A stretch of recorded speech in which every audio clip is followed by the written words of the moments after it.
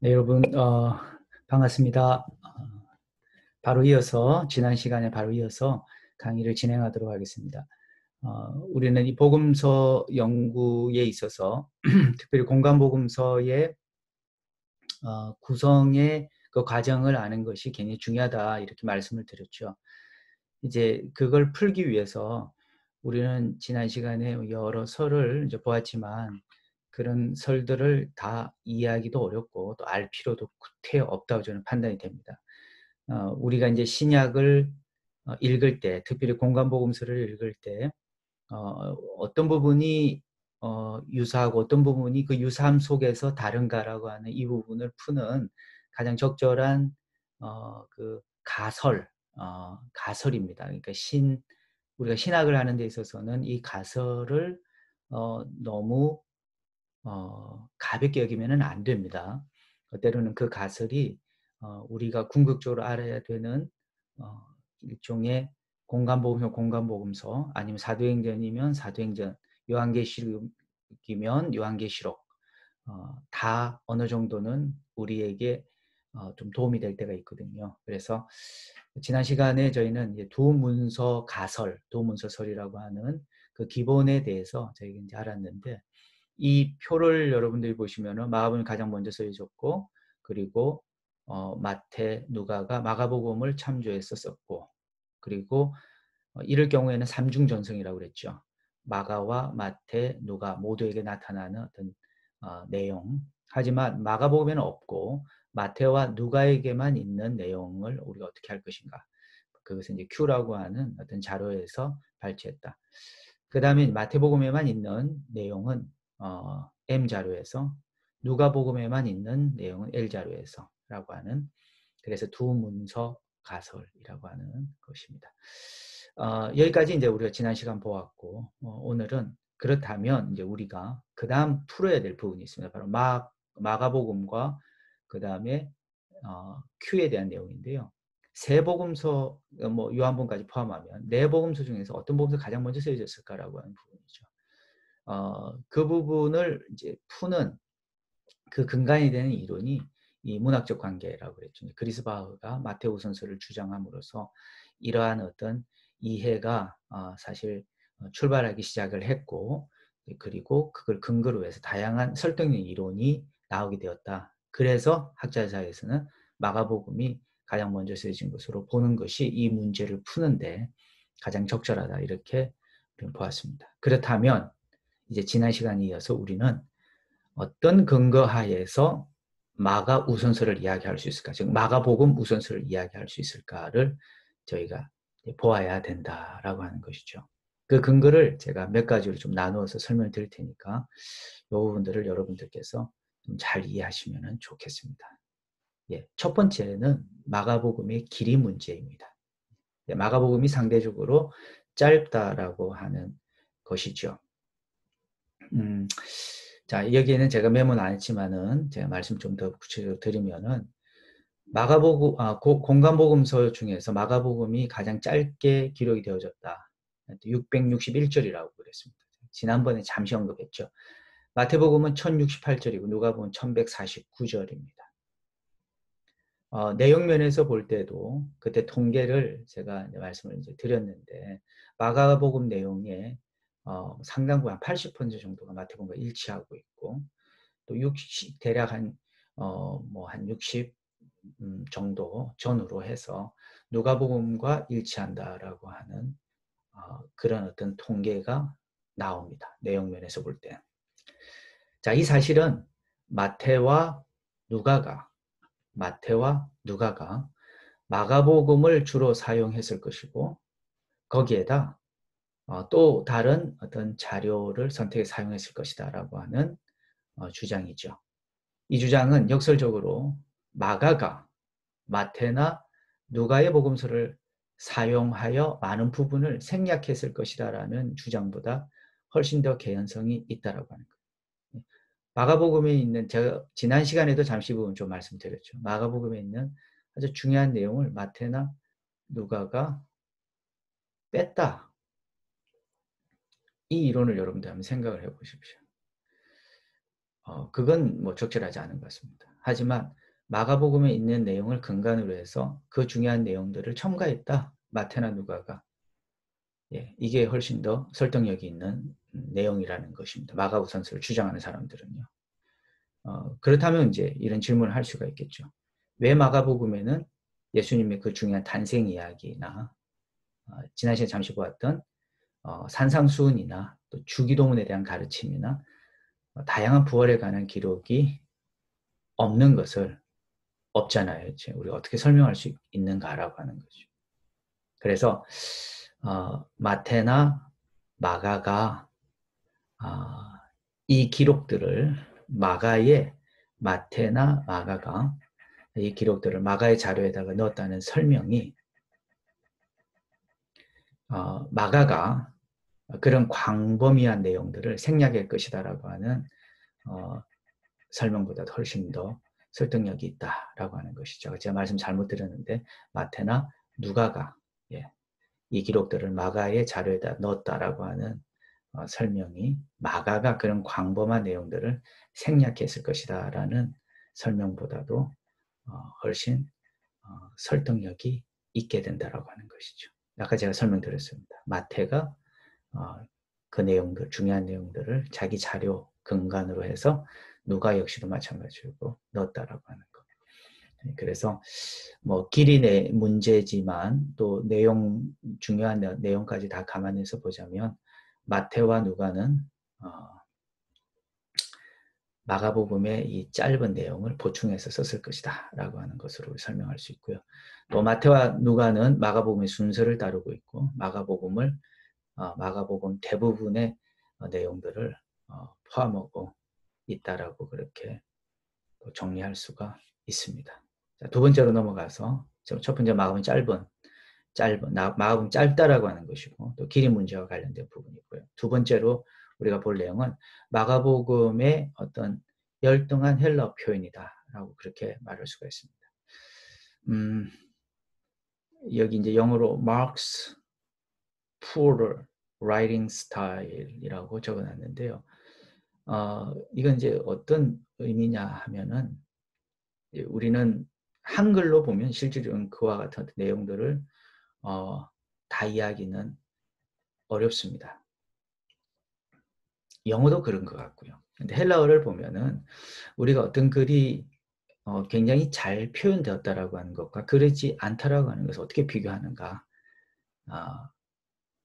그걸 우리가 볼 수 있는 그 어떤 근거는 헬라어로 봐야 됩니다. 그래서 많은 학자들은 마가복음의 헬라어가 이 세 복음서 중에서 네 복음서까지 포함해도 되고요. 그 헬라 표현이 이 복음서 중에서 가장 열등하게 쓰였다고 의견을 모으는 건 사실입니다. 만약에 이 사실을 받아들인다면 마태나 누가가 마가의 짧은 헬라어 수준을 보다 높게 해서 썼다는 가설이 마가가 마태나 누가의 높은 수준의 헬라어를 낮게 만들어서 기록했다라고 하는 그 가설보다 훨씬 더 설득력과 개연성이 있음을 우리는 보게 됩니다. 여러분 이걸 우리가 좀 기억할 필요가 있는 것이죠. 제가 여기에서 좀 예를 들어서 이번 관련해서 좀 말씀을 드리면 여기에 해당하는 예는 굉장히 많습니다. 여러분 지금 성경을 한번 펴보시고요. 마가복음 2장 4절을 한번 보시기를 바랍니다. 마가복음 2장 4절을 보면 이렇게 기록이 되어져 있죠. 무리를 인하여 예수께 데려갈 수 없으므로 그 계신 곳에 지붕을 뜯어 구멍을 내고 중풍병자의 누운 상을 달아내렸다라고 그렇게 이야기를 합니다. 상이라고 이야기하죠. 여기에 해당하는 헬라어가 뭐냐면은 크라바톤이라고 하는 헬라어입니다. 크라바톤. 그런데 이 내용을 그대로 언급하고 있는 복음서가 마태복음과 누가복음인데요. 이제 좀 비교가 됩니다. 사실 같은 사건인데 지붕을 뜯어서 친구들이 중풍병자를 내리는 그 장면인데 사실 내용은 똑같습니다. 하지만 여기에 표현된 상에 해당하는 그 헬라어가 여기는 크라바톤, 필요하시면 메모를 하십시오. 크라바톤, 영어로 보통 보면 이건 거의 배드라고 표현합니다. 근데 이거를 마태복음에 있는 기사와 누가복음에 있는 기사를 한번 비교를 해보자라고 하는 것이죠. 예, 마태복음 9장 2절을 여러분 한번 보십시오. 9장 2절을 보시면 침상에 누운 중풍병자를 사람들이 데리고 오거늘 예수께서 저희 믿음을 보시고 중풍병자에 이르시되 소자야 안심하라 내 죄사함을 받았느니라. 이렇게 표현되어 있습니다. 침상이라고 표현되어 있습니다. 물론 영어로 bed라고 표현되어져 있고, 예, 누가복음 5장 8절을 보시면요.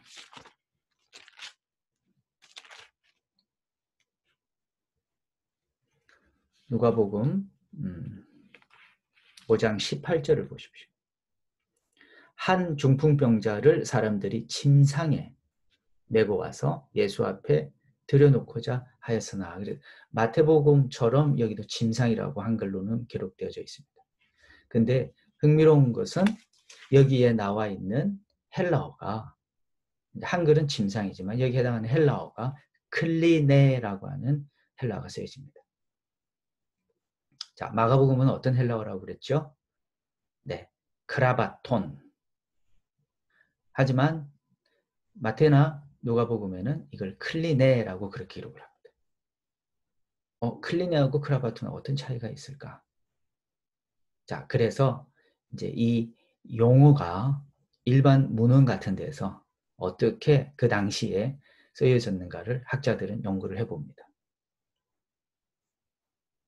마가가 사용하고 있는 크라바톤은 그 단어의 출처가 명확하지 않고, 그리고 그 용어의 특성이 상당히 구어체적인 특성을 가지고 있는 반면에 마태와 누가의 클리네는 아주 자주 쓰였던 단어였다라고 하는 거예요. 이를테면 70인 역경에 40번 이상 사용된 단어로 단어였음을 밝혀냅니다.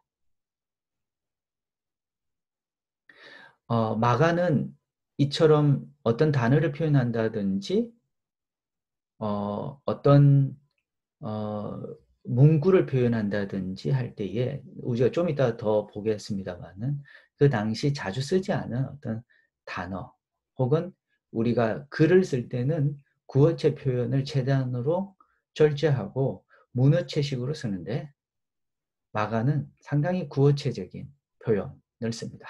그러다 보니까 그 표현 자체가 이제 우리가 표현을 이렇게 해서 좀 그렇긴 한데 열등한 헬라 표현을 이야기하는 거죠. 이제 그것을 마태와 누가가 다시 다듬어서 클리네라고 하는 보다 보편적인 문어체적 표현을 썼다라고 이렇게 주장을 하는 학자들의 의견들이 있습니다. 이외에 굉장히 많은 예가 있는데요. 우리가 시간 관계상 이 정도 제가 말씀드릴 수가 있고, 자, 세 번째로 가서 보시면 마가는 마태나 누가가 쓰고 있지 않는 아람어 표현을 쓴다. 마태복음이나 누가복음 한번 보시면은 아람어 표현이 그렇게 자주 나타나지 않습니다. 네, 제가 통계를 좀 뽑았는데요. 마가복음에는 예수님이 사용하신 8개의 단어가 있는데 마태복음에는 하나밖에 없고요. 예수님 사용하신 8개의 아람어가 있는데 아람어 단어 중에서 마태복음에는 하나, 누가복음에는 아예 없어요. 아람어를 없는데 아람어를 첨가하는 것보다 빼버리는 것이 쉬운 일이다. 예. 이를테면 자, 여기 보시면 마가는 마태나 누가가 쓰고 있지 않은 아람어 표현을 쓴다. 어떤 단어를 쓸까요? 일종의 보아너게 같은 3장 17절에 보면 보아너게가 있습니다. 5장 41절에 보면 달리다고, 그 다음에 7장 11절에 보면 지금 마가복음입니다. 고르반이라고 하는 단어를 쓰고, 에바다, 열리라라는 뜻이죠. 그 다음 아바라고 하는 골고다, 그 다음에 15장 34절에 보면 엘리 엘리 라마 사박다니 이렇게 쓴다라고 하는 거죠. 자, 이렇게 한 8번에 걸쳐서 쓰고 있는 이 내용을 우리가 어떻게 평가할 것인가. 자, 이 사실을 통해서 알 수 있는 것은 마태와 누가가 아람어조 표현들을 생략하고 보다 보편적이며 친숙한 헬라어로 바꿔 썼다는 것이 마가가 헬라어를 당시 익숙치 않았던 헬라어에 익숙치 않았던 아람어적 표현으로 바꿔 썼다는 이론보다 훨씬 설득력과 개연성이 있다라고 하는 주장을 말할 수가 있다라고 하는 것이죠. 마태와 누가가 아람어적 표현들을 생략하고 보다 좀 친숙한 헬라어로 바꿔 썼다는 이론이 역으로 생각하는 것보다 더 설득력이 있고 개연성이 있다라고 하는 것입니다. 아시겠죠, 여러분? 자, 그 다음에 네 번째, 또 다른 내용인데 여기 마가는 자주 반복적인 표현을 쓴다라고 하는 주장에 근거해서 마가 우선서를 이야기할 수가 있습니다. 여러분들 이거는 제가 통계를 내면 몇 시간을 해야 우리가 다 풀어낼 수 있는 부분입니다. 마가는 굉장히 많은 경우에 반복적 표현을 사용합니다. 직간접적으로 다 합해서 우리가 보면은요, 약 200번 이상 반복적 표현을 쓰고 있는 것을 보게 됩니다. 한 가지 예를 들어서 아주 극명한 예인데 보시면은 여러분들 마가복음 1장 32절을 한번 보십시오. 그리고 여기에 올려드린 것처럼 마태복음과 누가복음까지 한번 같이 비교를 한번 해보시죠.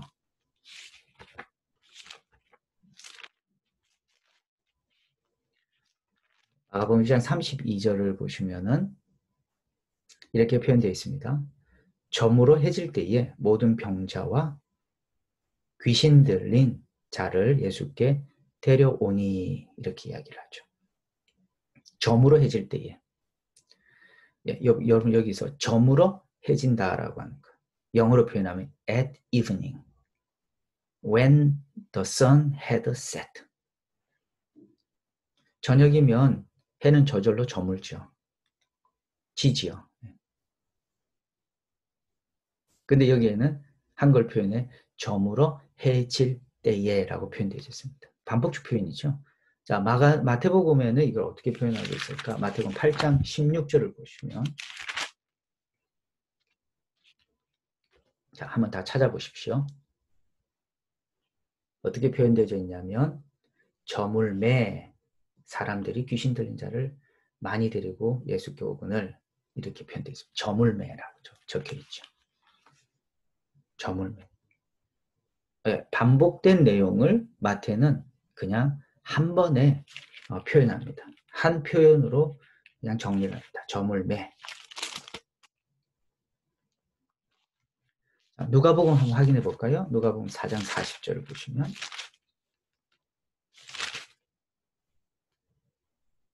네, 여기 해질 적에 각색병으로 앓는 자 있는 사람들이 다 병인을 데리고 나왔다 이야기합니다. 해질 적에 저물매 해질 적에 근데 마가는 저물매 해질 적에 라고 이렇게 두 번에 걸쳐서 표현하고 있는 것을 확인할 수가 있습니다. 자, 이걸 우리가 어떻게 설명할 수 있을까요? 제가 말씀드린 것처럼 이런 식으로 반복해서 쓴 경우가 마가복음에는 200군데가 넘는다고 말씀드렸습니다. 우리 다 찾을 수 없겠죠. 그럼에도 불구하고 굉장히 놀랍지 않습니까? 글을 쓸 때 보통 반복해서 쓰는 것을 좋은 글이라고 이야기하지 않지요. 굉장히 구어체적인 표현입니다. 이거 역시도.